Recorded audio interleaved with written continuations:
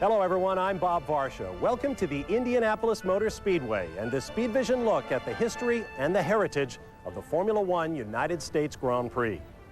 Since 1911, the annual Indianapolis 500-mile race has made this the most famous racing circuit in the world. Then in 1994, NASCAR's enormously popular Winston Cup Series arrived, and since then, the Brickyard 400 has only added to the luster of Indy. Now fast forward to September 24th, 2000. And the long-awaited, much-anticipated return of Formula One racing, the revival of the U.S. Grand Prix after a 9-year absence. Since the early 1980s, Formula One, even when it raced in America, suffered a nomadic existence, moving from one temporary street circuit to another, never finding the permanent home that would allow it to become both an artistic and a financial success. The consensus seems to be that Indianapolis, with its instantaneous name recognition worldwide and its some 9 decades of racing tradition, is the one place that can host a contemporary Formula One race and rekindle the American racing fans' fascination with Grand Prix racing. Though Formula One's international spectator appeal and staggering marketing power have exploded worldwide, it has not caught on in America. But America's ambivalence towards Formula One has not always been the case. Throughout the 1960s and into the early 1980s, the U.S. Grand Prix was one of the highlights of the annual calendar. The tradition of Formula One in the U.S. has been dormant for the past few years, waiting to be revived. For the next hour, we are going to delve into the history of America's Grand Prix, look at significant events that happened here, and examine the causes for the successes and the failures of Formula One in the United States.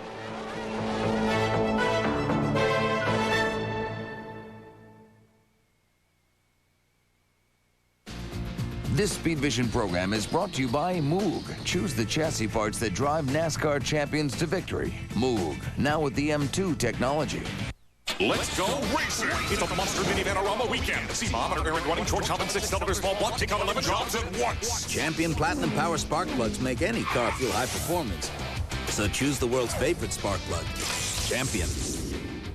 How to speak Australian.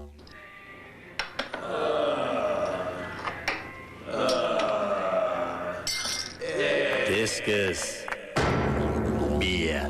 Foster's, Australian for beer. Get ready for a whole new level of clean. Introducing Advanced Cleaning from Crest Multicare. The best Crest ever at repelling stains, tartar buildup, and that filmy feeling. And that's a clean that'll make you smile. New Advanced Cleaning from Crest Multicare. It's so different. It's the best minivan ever. With the first power hatch ever in a minivan. The first 3-zone climate control ever in a minivan. The first movable center console with power outlet, and more. But even with all that's different, there's one thing we'll never change. The all-new Dodge Grand Caravan. Different. Now hear this. Need to know what to watch on Speedvision? Log on to Speedvision.com. Find the latest daily, weekly, and monthly program schedules from the world of speed. Get the inside line anytime. Log on to Speedvision.com.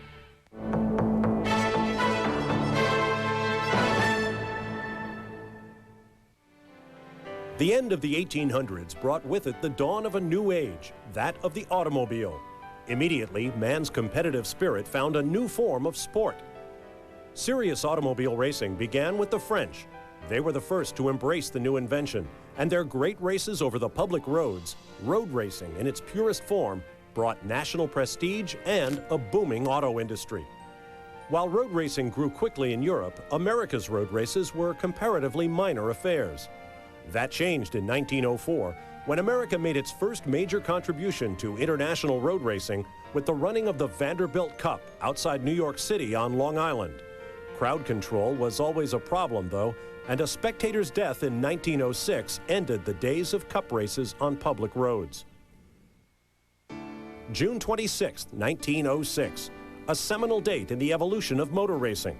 The first event, called a Grand Prix, takes place at a small French town known as Le Mans.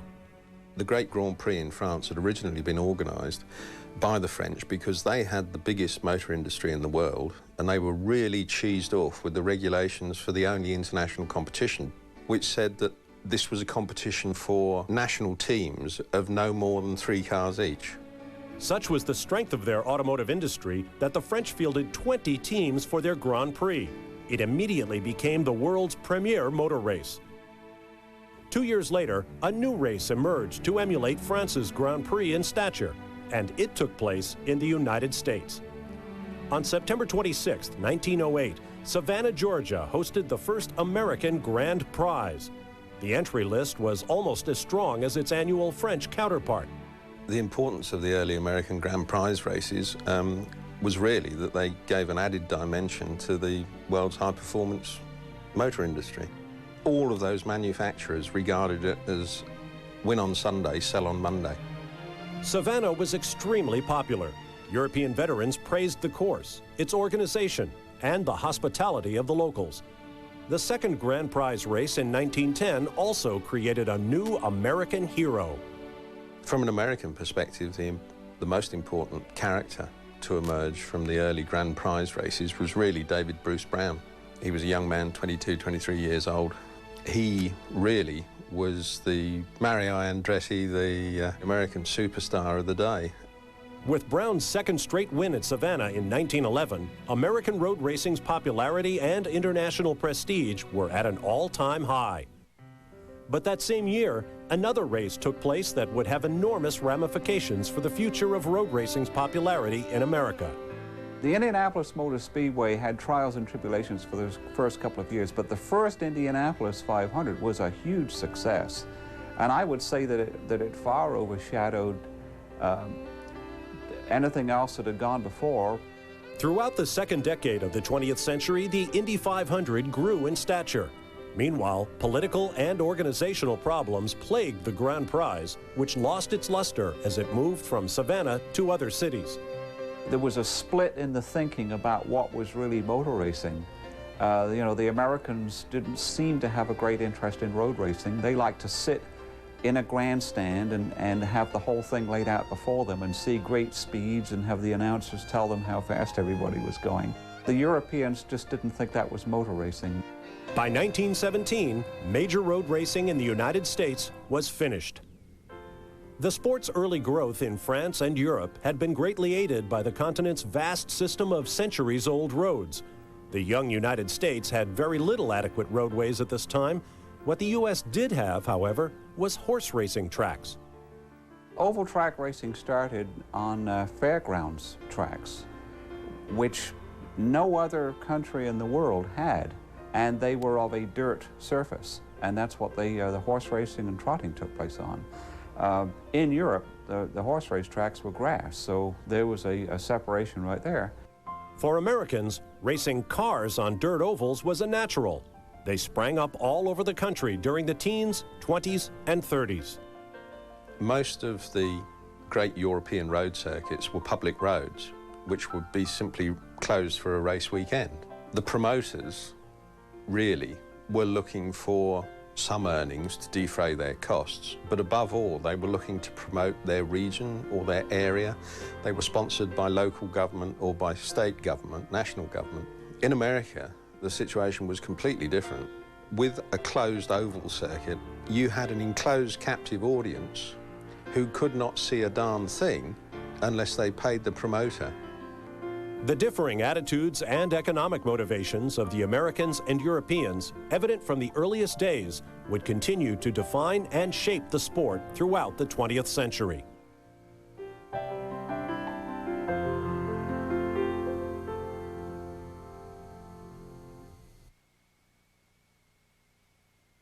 Let's go racing! It's a monster mini-panorama weekend. See Mom and her errand running, short chop, and 6-cylinder small block. Take on 11 jobs at once. Champion Platinum Power spark plugs make any car feel high performance. So choose the world's favorite spark plug, Champion. How to speak Australian.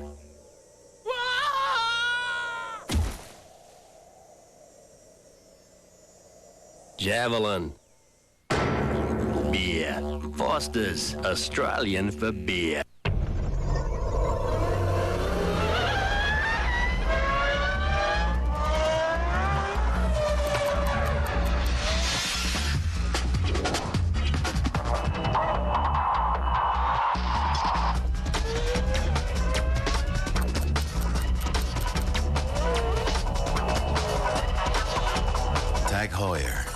official timekeeper of the FIA Formula One World Championship. While we're young. Hooked it again! 4! Another lost ball. I nearly hit a Ferrari teeing off number 4. Golf bites. But the big boys are coming back to America. Fast cars, fiery action. Formula One. Don't miss Speedvision's live coverage of the U.S. Formula One Grand Prix, where the world's top racers return to the U.S. at the mecca of motorized sports. Watch for clues to our U.S. Grand Prix Watch and Win Fan Challenge, presented by Delphi, and you can win incredibly cool F1 racing prizes, including a trip for 2 to the 2001 U.S. Grand Prix at Indy. To enter, log on to Speedvision.com or send a postcard to Speedvision U.S. Grand Prix Fan Challenge and catch the U.S. Formula One Grand Prix live on Speedvision.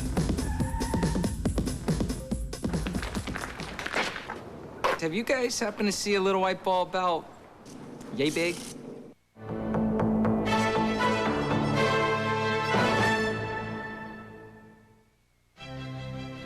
The modern era of Grand Prix racing began in 1950. For the first time, the technical term Formula One appeared. It was the International Automobile Federation's designation for its premier category, that which crowned the world champion driver. From 1950 through 1958, the United States never staged a Formula One Grand Prix, but it did have a race on the World Championship calendar. When it was announced that there was going to be this championship, and there was no Grand Prix at that time, the management suggested that surely the Indianapolis 500 should count as one of the events. With only the occasional exception, the Grand Prix teams and drivers skipped the Indy 500 and concentrated on the proper Grand Prix races, as the relatively slow transatlantic travel of the day would have meant missing at least one European Grand Prix. Sebring, Florida, home of the 12-hour sports car race, was the first circuit to seriously attempt to get a U.S. Grand Prix. And in 1959, America finally had its first World Championship Formula One race. That first U.S. Grand Prix was won by Bruce McLaren of New Zealand, who at 22 years of age remains the youngest man ever to win a Formula One Grand Prix. The race decided the World Championship, Jack Brabham picking up his first title by pushing his car to 4th place. But drivers were bored by the airfield circuit. The rough surface destroyed the nimble but fragile Formula One machines, and the sight of a decimated field of cars circulating around a 5-mile track was hardly a spectacle to capture mass spectator interest. The race was not a success. The next U.S. Grand Prix went to the Riverside Racecourse in Southern California in 1960. The small crowd was treated to an exhibition of driving virtuosity by the master, Sterling Moss. But conflict between the organizers and the local press led to poor promotion and poor attendance, which made the Riverside race, like Sebring before it, a financial disaster. But in upstate New York, there was a road circuit that had been boldly establishing a strong reputation: Watkins Glen. A young sports car enthusiast who spent his summers there thought an automobile race would be good for the local economy. In the fall of '47, I really was thinking about it, and my father and I discussed it at length, and he agreed that this should be an ideal situation for a community to get behind it because of extending the tourist season. All that winter, we designed a course. It certainly was modeled after and had many of the features of the Nürburgring. Beginning in 1948, the sports car races through the village and along country roads around Watkins Glen captured the flavor of European road racing. They were great successes, not just aesthetically, they were financial successes as well. Local banks found themselves with $1 million in additional deposits on the Monday following race weekends. But once again, the dangers of racing on crowded public roads brought tragedy. After an 8-year-old boy was killed in 1952, racing had to move out of town to a private closed course until 1955. The event organization, led by Cameron Argetsinger, built a 2.3-mile circuit in 1956. Watkins Glen enhanced its reputation by running Formula Libre races. Each year from 1958 to 1960, crowds doubled and redoubled. By the time Sterling Moss won the 1960 race in his Formula One Lotus, the Watkins Glen management had endeared itself to the Europeans by being able to pay them in cash. In the first Formula League race, the winner and a couple of the others asked if we could cash their checks because we paid them on the spot with checks. And we said, sure. They knew we kept our word. Watkins Glen had proven its ability to effectively organize world-class races, pay the teams, and generate large spectator crowds. The corporation was given notice by the FIA that it had won the right to stage the 1961 United States Formula One Grand Prix if the race could be organized in just 6 weeks.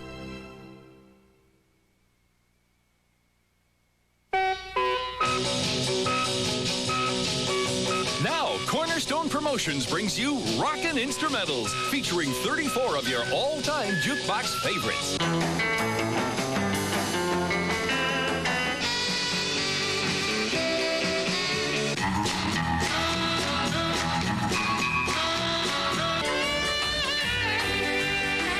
These are the songs that bring back magical memories. 34 original hits by the original artist, together in this one great collection.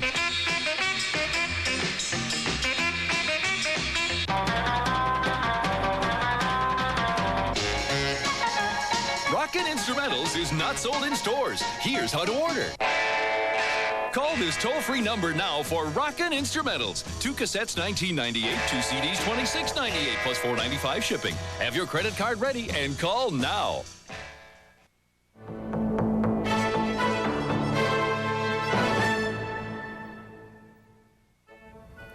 After 2 failures, it became clear that America needed a run of consistent success in order to be considered a suitable venue for the Formula One World Championship.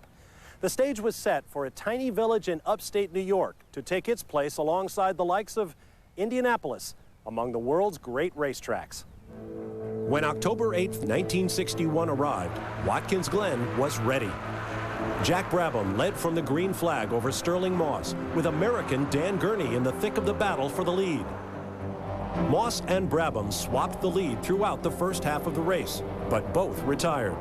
The winner was Innes Ireland, who charged through the field and gave Team Lotus its first ever Grand Prix victory. The drivers and teams were unanimous in their praise of the event, which was called an absolute triumph. With only 6 weeks' notice, the Watkins Glen Grand Prix Corporation succeeded where both Sebring and Riverside had failed. At last, the United States had found a suitable home for its Grand Prix. Throughout the 1960s, Watkins Glen would continue to grow in stature. From 1962 through 1967, the U.S. Grand Prix was dominated by the 2 most successful drivers of the era, Jim Clark and Graham Hill. The Glen was now firmly established as the spiritual home of the U.S. Grand Prix, and it had become more than just a sporting event. There were a lot of campers, families. More and more, there were young kids, and it was happening in an event, and all the Eastern colleges certainly talked about going to the Grand Prix. In 1965, Hill won his 3rd straight, and Watkins Glen won the Grand Prix Drivers Association Award for the best organized race of the year. In 1966, Jim Clark won for the 2nd time at Watkins Glen, and race organizers set a precedent by instituting a purse system rather than starting money. Instead of negotiating an appearance fee with each team, now teams and drivers would be paid based on finishing positions. It was a radical idea, but now the U.S. Grand Prix paid the most money of any road race in the world, over $100,000 in total purse, with $20,000 going to the winner. In addition to the high purse monies, the atmosphere at Watkins Glen made it one of the high points of the racing season. On certain occasions in the fall, the colors in the trees still stand out as being just breathtaking. I don't care where you came from, and when you went there during that maybe a 2-week period in the fall, it was just fabulous. Watkins Glen had simple charm. I mean, we went to parties at Cameron Argetsinger's home, he and his wife and his sons. Going to his house on the side of the lake for cocktails was pretty big time. It was the same sort of rare invitation you would get to go to the palace at Monaco. That was what it was like, but it was very natural, very relaxed, and just awfully nice. Grand Prix racing was a simpler sport in the 1960s. There was a true sense of fraternity among the participants. Corporate sponsorship was limited to small contributions, mainly from automotive companies, and the sport was brutally dangerous. Jim Clark won his third and final U.S. Grand Prix at Watkins Glen in 1967. In April of the following year, the greatest driver of the era was killed in a Formula 2 race in Germany. The search for his successor was confirmed at Watkins Glen later that year. The 1968 Grand Prix of the United States at Watkins Glen was the first time that I recognized that I had kind of taken over the mantle of Jim Clark. And at that race, for the first time ever, I realized that I had the respect of my peers in that if I went faster, the whole field went faster. If I slowed down, the whole field slowed down. They were prepared to follow whatever I did. With his victory in 1968, Jackie Stewart became Jim Clark's heir. The decade ended with another win for Colin Chapman's Team Lotus, as Jochen Rindt scored his maiden Grand Prix victory in 1969. The purse had jumped to over $200,000, with $50,000, more than double any other Grand Prix, going to the winner. It had been a glorious decade for the circuit, and even greater stature lay ahead for Watkins Glen. But the 1970s would also see the beginning of its decline. Let's go racing! It's a monster mini Vanarama weekend. See Mom and her Aaron running George Hopkins 6-cylinder small block, take out 11 jobs at once. Champion Platinum Power spark plugs make any car feel high performance. So choose the world's favorite spark plug, Champion. My name's Bob. Tim. Karen. I'm quitting smoking. With Nicorette. Nicorette gives me 2 ways to help control my cravings. First, I help prevent them. You see, I set myself up on a regular schedule. 6 pieces a day. 9. 12. Do you know when you just get that craving anyway, late for a gig, rough crowd, I take another piece to help take control. And now, after smoking for 20 years, I'm finally gonna make it. I'm sticking with it. I'm gonna do it. You can do it. Nicorette can help.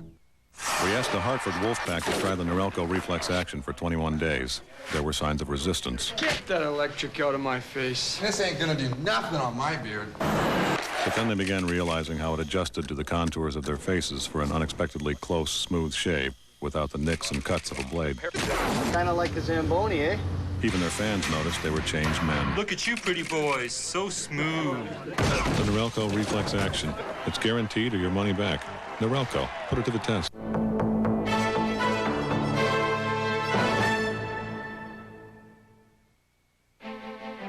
1970 marked a turning point for the U.S. Grand Prix at Watkins Glen, the last race on the 2.3-mile circuit.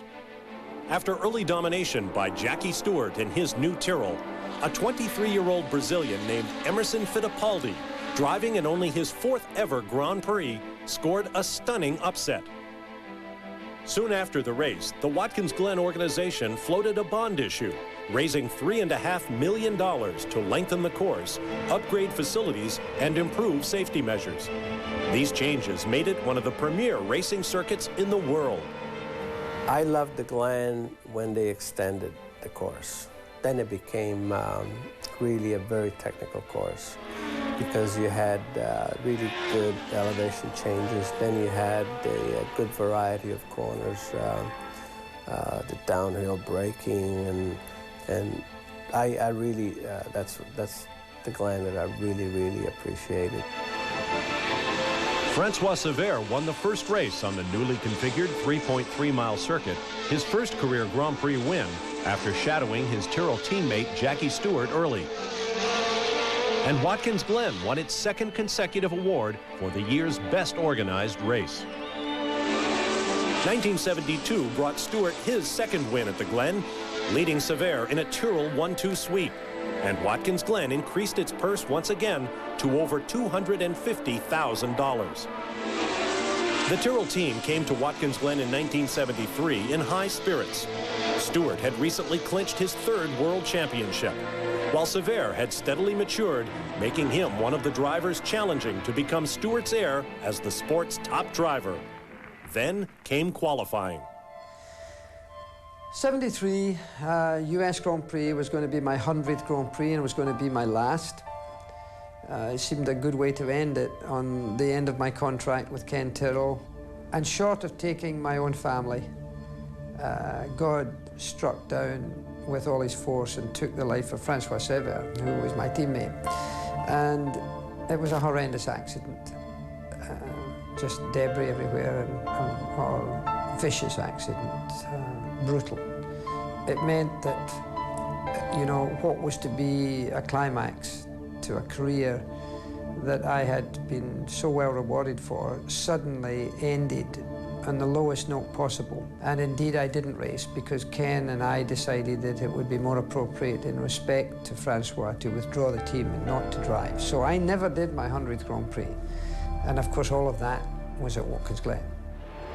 On Sunday, Ronnie Peterson held off a young James Hunt in a magnificent race, but the previous day's tragedy had overshadowed the weekend.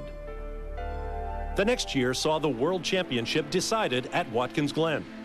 Emerson Fittipaldi passed rival Clay Regazzoni in the first turn and went on to finish 4th, clinching his 2nd world title. It was another sad day, however. 25-year-old Austrian Helmut Koenig was killed after slicing through the guardrail. The Glen wasn't blamed for these fatalities. Guardrail was the state-of-the-art safety device at the time. But the Watkins Glen Grand Prix Corporation was beginning to be troubled on a number of fronts. Once a site of good-natured fun created when the course was lengthened, the infamous bog had degenerated into a rowdy mud pit, creating a sport of its own, stealing and burning vehicles. The bog didn't interfere with the racing, but it certainly was a cloud on the whole operation. And I don't know why it couldn't be cured, but it wasn't, and I'm sure they wanted to. Far worse than negative publicity from the hooliganism of the bog was the unseen financial strain on the track from the crushing debt of the bond issue. Argetsinger had left the Grand Prix Corporation in 1970, but as executive director of the Sports Car Club of America, he was still close to the operation. They borrowed almost exactly twice what they ever could reasonably hope to repay. They were financially pinched. While Watkins Glen was struggling with its financial problems, Formula One was entering a new era. The sports leader, Bernie Ecclestone, was single-handedly turning it into a more professionally run organization. The casualness of the 60s was being replaced by demands to meet new standards of track safety and amenities. Watkins Glen was under pressure to change with the times. As the races continued throughout the second half of the 70s, complaints from drivers and teams began to be leveled at the track, which only a few years before had been so highly praised. I think Formula One raced away from Watkins Glen. When the Formula One went there first, it was way ahead of everything else. But what happened then was that Formula One really started to get its act together with Bernie Ecclestone and so on. And suddenly other circuits came into play where the facilities were better. And then I think really the worst thing that happened was that the October date for the Watkins Glen race really started to tell, because the fall, when it was a nice day, it was the most beautiful place in the world up there. But when you had rotten weather, it was dreadful. The 1979 race featured a duel between Gilles Villeneuve and Alan Jones. It was another excellent race. But that weekend, the political powers of Formula One and the international media raked the Watkins Glen organization over the coals for the condition and appearance of the circuit, the facilities, press working conditions, the ever-present rowdyism, and even the cold, rainy weather. I knew that there was going to be a day of reckoning on the bond issue because of the debt service. I knew that the expenses were ever increasing with Bernie Ecclestone. But I would like to emphasize that Bernie Ecclestone didn't cause the downfall. It was the debt service on the bond issue. The race survived only one more year. Alan Jones became the last Grand Prix winner at Watkins Glen. In 1981, the circuit declared bankruptcy.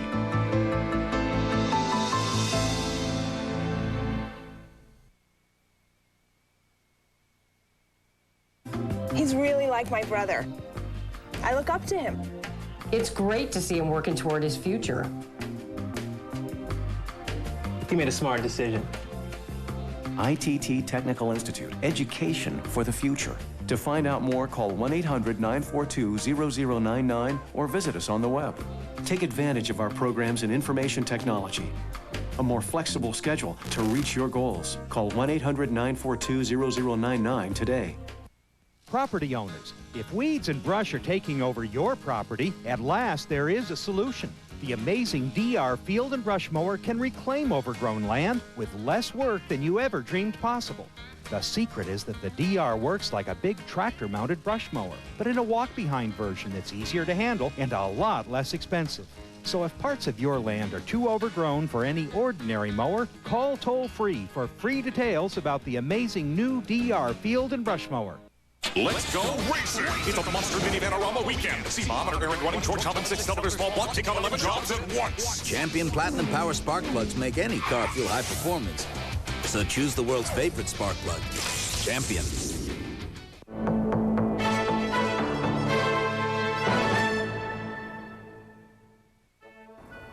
The new commercial and professional realities of Formula One had outgrown the small-town charms of Watkins Glen. The sport now demanded higher visibility and greater commercial leverage. There was one entrepreneur in America who understood the new commercial reality of Formula One. He lived in California, and he was about to change the image of the U.S. Grand Prix forever. While Watkins Glen was still operating comfortably as the home of the U.S. Grand Prix, a travel agent with an entrepreneurial spirit by the name of Chris Pook was working to sell the idea of a Formula One race through the streets of Long Beach, California. As with Watkins Glen, the purpose was to bring visitors to the area.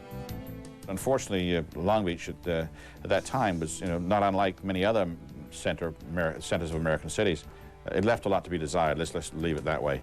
So I went to the city and said, look, you've got this dilemma. Here's a solution to solving it.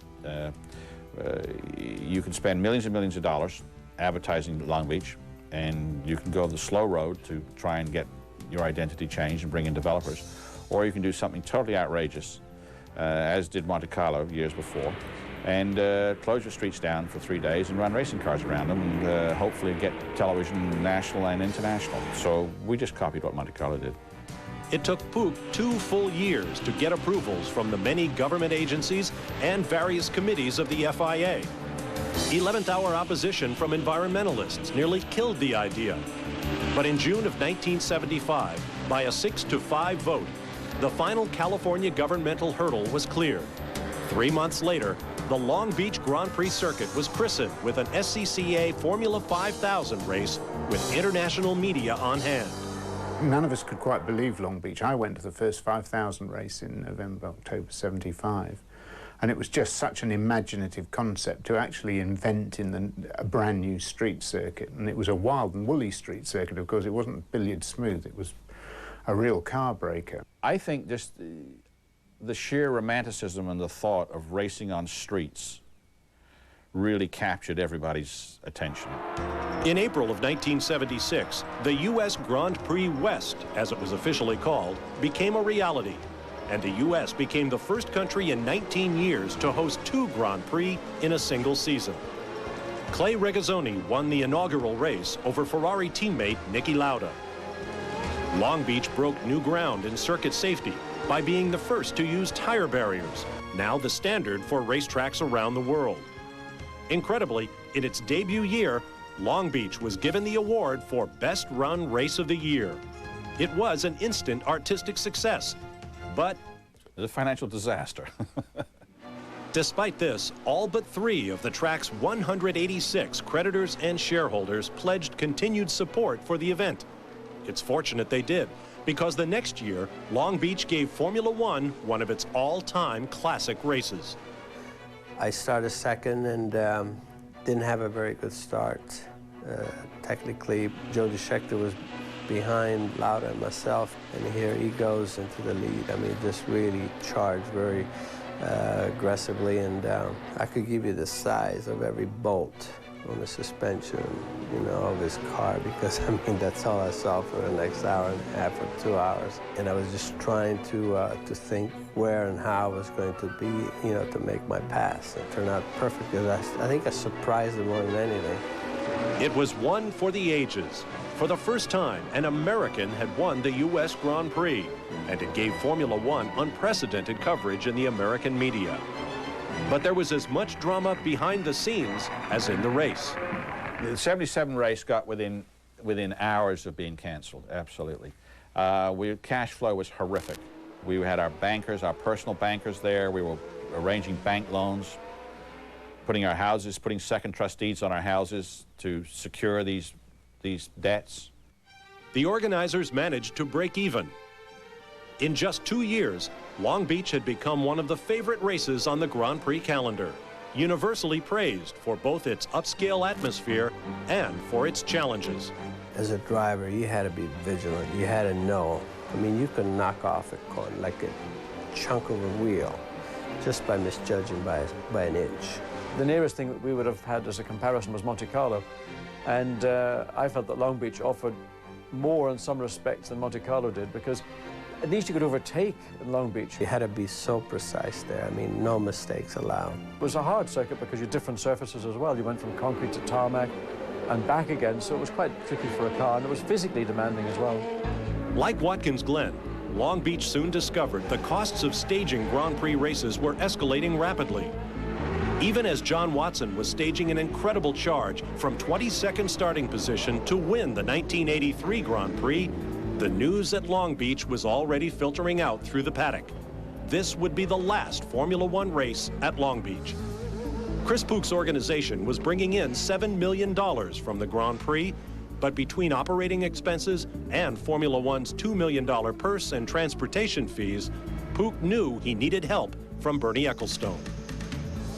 We went to Bernard and said, Bernard, we can't continue.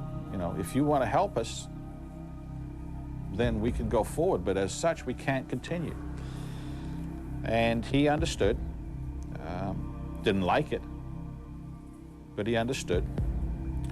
And we made the decision in November of 1982 that 83 would be our last race. When you look back at it, it seemed as though the Formula One brigade overplayed its commercial hand. Many people regard the loss of Long Beach as one of the very few occasions that Bernie got it wrong commercially.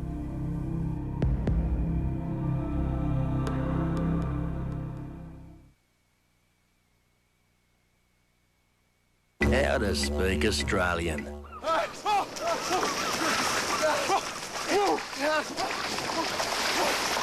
Synchronised swimming. Beer. Foster's, Australian for beer. Let's go racing! It's a Monster Mini Panorama weekend. See Mom and her errand running George Hobbin 6-cylinder small block, take out 11 jobs at once. Champion Platinum Power spark plugs make any car feel high performance. So choose the world's favorite spark plug, Champion.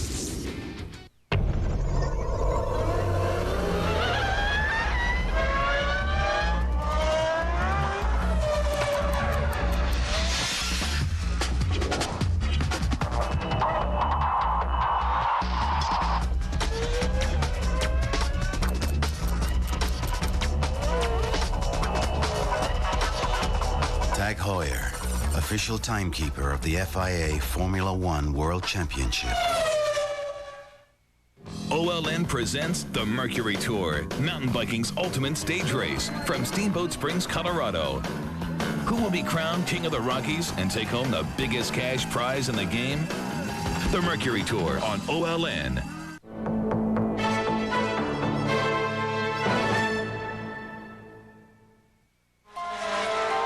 Watkins Glen and Long Beach had both provided a solid home for the U.S. Grand Prix. But the 1980s saw 4 other circuits hold a Grand Prix event. Some were moderately successful, others dismal failures. In 1981, a new U.S. Grand Prix joined the championship, the now infamous race at Caesars Palace in Las Vegas, which lasted but 2 years. It was a typical parking lot course. The reason it didn't last is because really it didn't have, to me, it didn't even have any character for some reason. It just, there was something really missing there. The purists were aghast that a Grand Prix circuit could be laid out around a parking lot. But the glitz of Las Vegas was a clear signal that commercialism was high on the agenda. Formula One wanted higher visibility. In 1982, Detroit was added to the calendar. It seemed a logical site, the home of the U.S. auto industry. Everybody again came out, looked at the circuit, went, ugh. A grid system racetrack, stop-go in the heart of Detroit. So I said, look, this place is a dream for me, because I like music, I enjoy Motown, and to come to the heart of where the music is, the capital of Motown, was just perfect. Though the racetrack may not have been a classic, John Watson's drive that day certainly was. He passed 12 cars en route to the victory.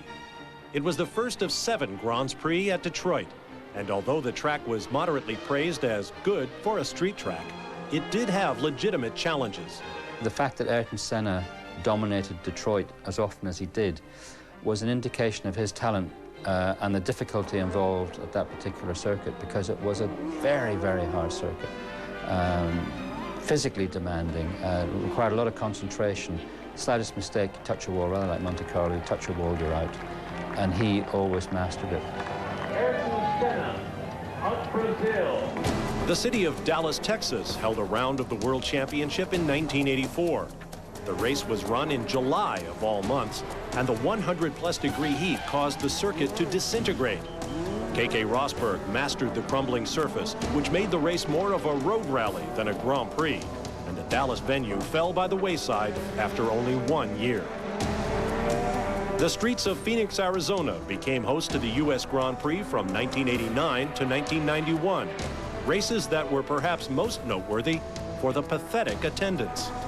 Somehow Phoenix didn't quite work. It didn't have the atmosphere. It didn't grab you as a place that hadn't, how can I put it, any soul in a sense. I always felt that Phoenix was never quite going to get off the ground in the way that Detroit did, and of course it didn't. But there was one notable highlight of those Phoenix races.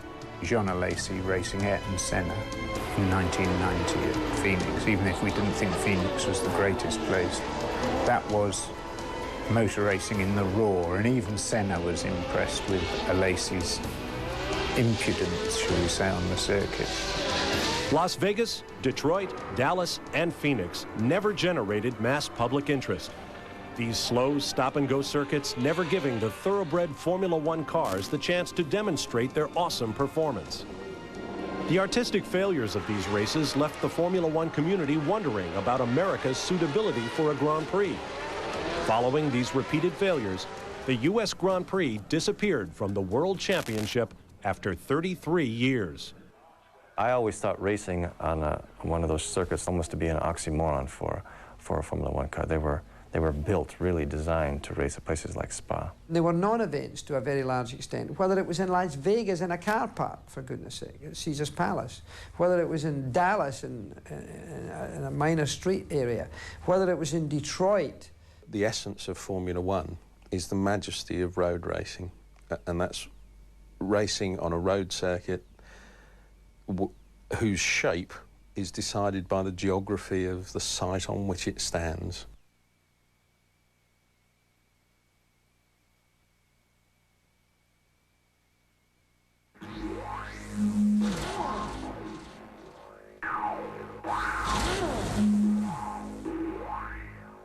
G-Tech Pro Performance Meter measures 0 to 60 times, quarter-mile times and speed, braking distance, handling Gs, and yes, horsepower. No installation, just plug it in and off you go. 1/10 of a second accuracy, achieved with a precision accelerometer and DSP technology. Magazines have tested it. Now they test with it. Find out results before and after your next modification. Make your childhood dream come true. Order your G-Tech Pro today and become the test car driver you always wanted to be. Have as much fun as you had when you drove for the first time. Guaranteed, or your money back.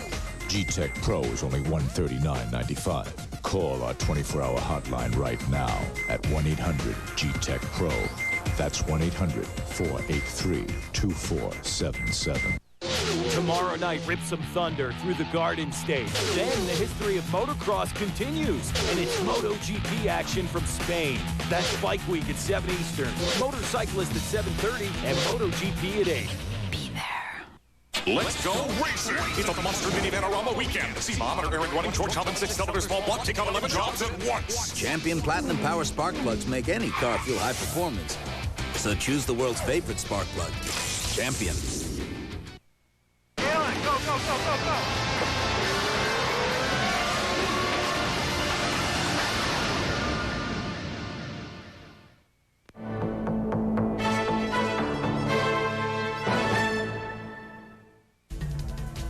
Throughout the 1990s, rumors frequently circulated that somebody, somewhere, was trying to get the U.S. Grand Prix back on the schedule. Until Indianapolis's bid was accepted late in 1998, these hopes that Formula One would come back to America were annually dashed. There certainly are circuits in the United States that would be challenging and suitable sites, but staging a Grand Prix race today requires tremendous financial resources and carries with it substantial risk. Formula One became very, very expensive to stage in the United States. With all of the good intentions, the organizers really could not make any money with Formula One. Australia is wonderful at Melbourne, but it's, you know, it's basically underwritten by the city of Melbourne and New South Wales. The race in Malaysia is underwritten by the government, because these are tourist marketing opportunities that these countries and these cities can afford to put money into and justify. You couldn't do that in America. You'd have the suit for the misuse of public funds all over you like a cheap suit.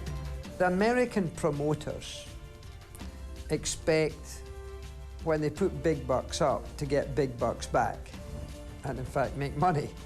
Modern Grand Prix racing doesn't much do that for promoters. So I don't blame the American promoters for not wanting to do it, but it was a loss to Grand Prix racing. Since Phoenix, there has not been the ability to put together a financial base in the United States to run a Formula One race, with the exception of Tony and the Indianapolis Motor Speedway. Really, from the early 90s, I've been pursuing this, and it's taken this long to finally come to terms with Formula One to bring the U.S. Grand Prix to Indianapolis, but it's been worth the wait. Those terms include a staggering rights fee to host the Grand Prix. Although the Speedway won't say exactly how much, estimates are about $15 million annually. Add to that the multi-million-dollar investment needed to build a road circuit and ancillary facilities that meet Formula One standards, and it's easy to see why it took the vast resources of the Indianapolis Motor Speedway to bring the Grand Prix back to America. I know that Bruton Smith probably spent $150 million building Texas Motor Speedway, and I know that they probably spent $150 million building the track in Malaysia. So we made a fair capital expenditure here, upgrading our facilities, but we didn't spend as much as either of those facilities because we had much of the infrastructure here already, but we spent a good portion of that. I want to know how he's going to make a profit. Or perhaps it doesn't matter. Understanding Formula One today means understanding its economics and marketing power, which are mind-boggling. Budgets for the top teams are between $100 and $200 million a year. Multinational corporations ante up tens of millions of dollars just to be a part of the Formula One mystique. I think possibly what America has never wrapped its mind around is just how big Formula One really is.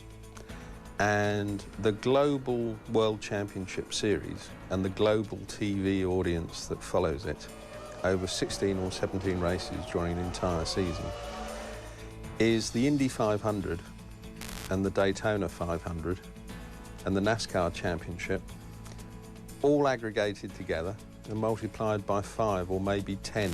That's how big it is. I can only tell you how big Formula One is by making the point that when Malaysia wanted a Grand Prix, the president of Malaysia, Prime Minister, came to Burnie, not the reverse, flew to be at Estoril 3 years ago when they were trying to hammer out a deal, bigger than the politics of most countries, I would say. I think an American Grand Prix would have enriched Formula One, but Formula One has just grown so phenomenally over the last 10 years that it's hard to ever say it suffered. But a World Championship without a race in America really isn't a World Championship, so, you know, we're looking forward to Indianapolis. This Speedvision program is brought to you by Delphi Automotive Systems, driving tomorrow's technology.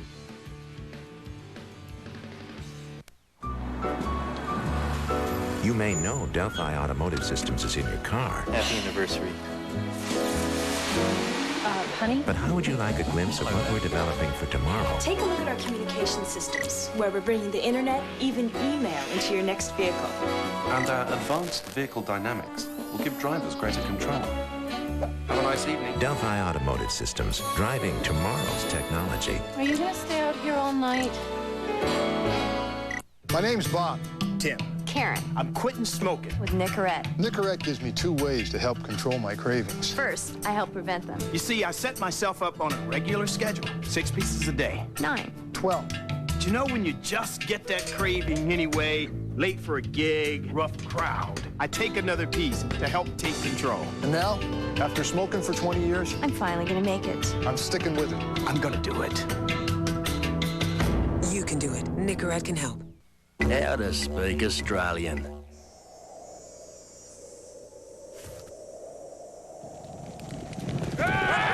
Metre dash.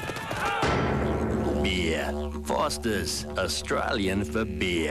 With NASCAR on Speedvision, you don't just get inside the car, you get inside their heads. I think I can hold these guys off. We'll see how it's going to be. Relive all the week's action with the guys who saw it firsthand. But we've all got to learn how to not wreck. Missed it by that much. And check out the next generation of NASCAR stars. We think we're pretty good. Lock on to NASCAR on Speedvision, and you won't get left behind. It's easy to do. Friday night, it's the Slim Jim All-Pro Series, 9 Eastern, 10 Pacific. The United States is the world's leading power and commercial power, and if we're not present, we're missing something serious in our lineup, in our makeup.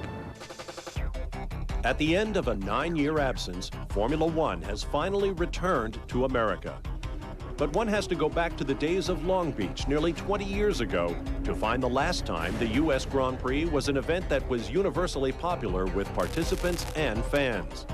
In those 2 decades, both the country and the sport have undergone dramatic transformations. And so while the Formula One community and its North American fans are excited about a return to the States, the question remains as to whether Formula One as a show can maintain that fan excitement in the future. The important year for me is going to be next year. Will the people that come in the year 2000 come back in the year 2001? If they do, if they like what they see this year, then we're up and running. If they don't come back next year, I think the US Grand Prix's got a problem again. I am aware of the fact that Formula One has to prove itself in America. They have a lot of auto racing out there with NASCAR and with Champ Car and IRL.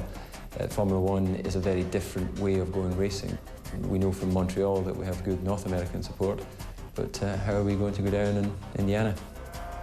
America's got its own racing series, and with a bunch of races in America with American drivers and American cars and so on. So it's going to be very, very difficult for F1 to be big in America. It will have only 1 race with no American drivers and not much that's American in it. So it's going to be very, very difficult. Formula One is a completely different animal than any other form of homegrown motorsport. Its level of sophistication puts it in a class of its own. It is absolutely and unequivocally the highest form of automotive engineering anywhere. I would say some of the engineering, not just automotive engineering, some of the aerodynamic work and computer work they do in Formula One is probably superior to the best fighter plane out there. So if you want to see what human beings are capable of doing when it comes to a car, you need to go to a Formula One race. The Formula One fan is it's not just interested in paint jobs, flashy paint jobs. It's a fan that's interested in the technical side of the sport. And there's so much more complexity to Formula One. And the average race fan, doesn't totally understand that. It's a very specialized fan base, but it's strong. I think the fan base is stronger than a lot of people think in the United States. Grand Prix racing has always been at the pinnacle of automotive engineering. Ironically, that aspect of its appeal is now a big problem. The race car's advanced aerodynamics has made close quarters racing very difficult, and therefore overtaking is an infrequent occurrence. This has brought heavy criticism. Those within the sport know they have to put on a good show if they hope to attract the American masses and grow beyond their current core group of devoted fans. Watkins Glen and Long Beach both proved that under the right circumstances, Formula One could thrive in America. They were more than just racetracks. They evolved into happenings in their own right, with an atmosphere and personality that transcended the race event. Indianapolis, with its rich heritage of open-wheeled racing, brings its own unique personality to the U.S. Grand Prix. To get a big American crowd, Indy is definitely the best place because it's probably the only place in North America where you have race fans, whatever racing it is. The US Grand Prix was an absolutely integral part of the Formula One global fabric. By going back to America, Formula One is correcting a major error. We need to be in America, and it's the right place to be, because Monaco Grand Prix, Le Mans and Indianapolis are three most important names in international motor racing. It absolutely is the right place. Indy has magic to it. Something always magical happens at Indy. And the US Grand Prix will be no different. And so the latest chapter in the history of the United States Grand Prix is now being written. To be sure, Formula One has changed beyond all recognition from those simpler days in Sebring, Florida, Riverside, California, and Watkins Glen, New York. But Formula One remains what it has always been. The most sophisticated racing cars in the world, built by some of the most skilled technicians, driven by brave men with one goal in mind, as it has always been, the right to be called world champion. The U.S. Grand Prix is truly a heritage reborn. From the Indianapolis Motor Speedway, home of the world's most famous yard of bricks, I'm Bob Varsha for Speedvision.